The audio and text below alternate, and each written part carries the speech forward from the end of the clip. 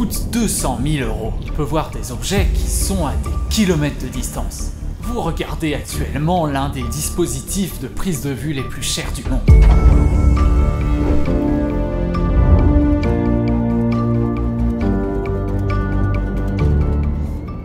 Est-ce que vous vous êtes déjà demandé pourquoi les sociétés de télévision utilisent encore des caméras énormes et très coûteuses?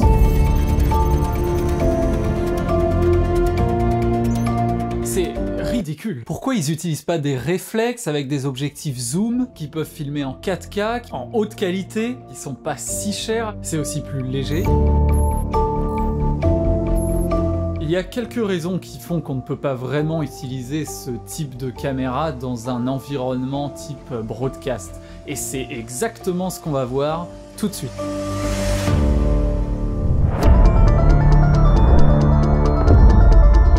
Quand on voit cette énorme configuration qui pèse plus de 70 kg et qui coûte à peu près $250 000, il faut bien comprendre que la caméra elle-même est en fait assez petite, parce que l'essentiel du prix et du poids provient en réalité des accessoires qui l'entourent. Le premier étant l'objectif, qui peut être vraiment beaucoup plus gros que la caméra elle-même. Et dans la config que vous voyez, l'objectif coûte 70 fois le prix de la caméra.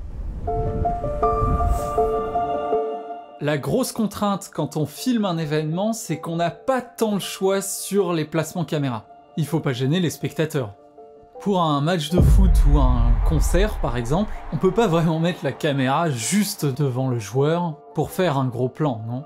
C'est pour ça que les caméras sont généralement placées très loin par rapport à ce qui se passe sur scène. Donc il faut un objectif avec une grande distance focale pour pouvoir zoomer le plus loin possible.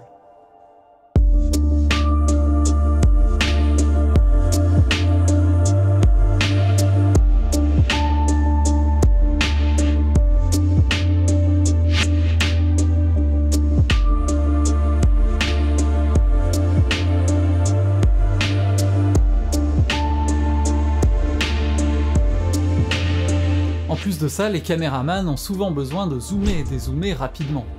Donc c'est aussi nécessaire d'avoir une grande plage focale en plus. On peut pas vraiment se permettre de changer d'objectif en plein milieu de l'action. J'oubliais. Ah, et aussi, on peut pas se permettre de perdre la mise au point en permanence, donc il faut une optique parfocale. C'est une caractéristique de l'optique qui va permettre de garder la mise au point sur le sujet, quel que soit le niveau de zoom. En plus de ça, quand on fait un plan très zoomé, il faut faire attention à pas toucher l'objectif.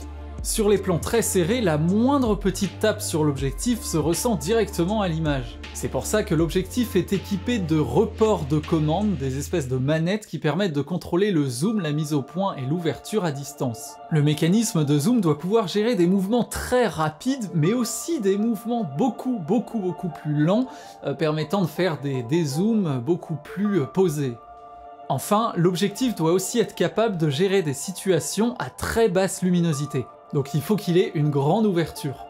En résumé, un objectif broadcast doit avoir une grande distance focale, un zoom variable, une grande plage focale, une grande ouverture, une optique parfocale, de la stabilisation d'image, et tout ça doit être motorisé, avec une grande précision. On peut trouver plein d'optiques photo ou même cinéma qui offrent une de ces fonctionnalités, mais aucune d'entre elles n'offre vraiment ces fonctionnalités dans un seul et même produit. C'est très complexe à fabriquer. Par exemple, cette optique UA107 de Fujinon peut zoomer de 8.6 mm jusqu'à 1800 mm avec l'extendeur activé.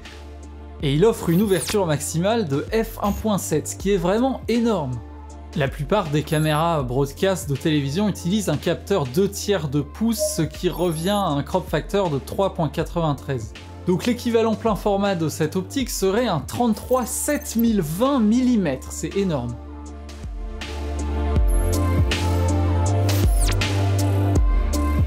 Avec une petite formule optique, on peut voir qu'avec une distance focale de 900 mm et une ouverture de 4.5, et bah ça nous donne un diamètre d'entrée de 200 mm, ce qui explique la grosse taille de l'optique. Si on rajoute l'électronique, la motorisation, le verre de très haute qualité, les accessoires, le boîtier externe, et bah oui, on arrive à une optique très chère. Quand on ajoute la caméra, l'optique et les accessoires, le poids peut très vite grimper et dépasser les 45 kg. Donc il faut un trépied vraiment très costaud pour supporter ce poids. Par ailleurs, il vaut mieux que l'ensemble du setup soit assez costaud, parce que la dernière chose qu'on souhaite voir, c'est qu'il se casse complètement la figure. Donc la base du trépied doit être très solide. D'autre part, la qualité de fabrication de la tête fluide doit être vraiment impeccable, parce qu'il faut que ça absorbe les moindres micro-mouvements du caméraman, et particulièrement les micro-vibrations quand on est très zoomé. Plus l'on est zoomé, plus la moindre pichenette peut avoir un impact important sur la stabilité de l'image. Et pour les plans vraiment les plus serrés, même un battement de cœur peut générer une micro-saute d'image. Davantage de poids engendre davantage de stabilité, et c'est pour ça que dans le monde de la télé, les trépieds sont souvent très costauds. Il faut aussi que les cadreurs puissent ajuster l'amortissement et le freinage le plus précisément possible selon le type de plan. Toute cette technologie, ça a un prix. Une autre fonctionnalité très importante, c'est le moniteur externe. Comme le cadreur doit aussi gérer la mise au point, le petit écran de la caméra n'est pas suffisant. C'est important qu'il puisse voir l'image de ce qu'il filme sur un grand écran qui peut facilement être orienté. Ce genre d'écran spécialisé a aussi des boutons qui permettent de régler rapidement le contraste, la saturation et même la netteté de l'image. On trouve aussi une petite lumière qui s'allume en vert quand le réalisateur est sur le point de prendre le plan de ce caméraman et en rouge quand le plan est actuellement à l'antenne. Quand le tali est rouge, il faut donc faire très attention. Comme je disais précédemment, c'est très important de ne pas toucher l'objectif quand on ajuste le point ou le zoom. Par conséquent, la mise au point et le zoom de l'objectif doivent être pilotés par des moteurs à haute précision, eux-mêmes contrôlés par les reports de commande. Ces deux télécommandes sont accrochées sur les deux barres latérales du trépied pour un accès permanent pendant le tournage. Ce n'est pas que dans le monde du broadcast que ces commandes sont utilisées, on les retrouve aussi dans le monde du cinéma avec liaison sans fil.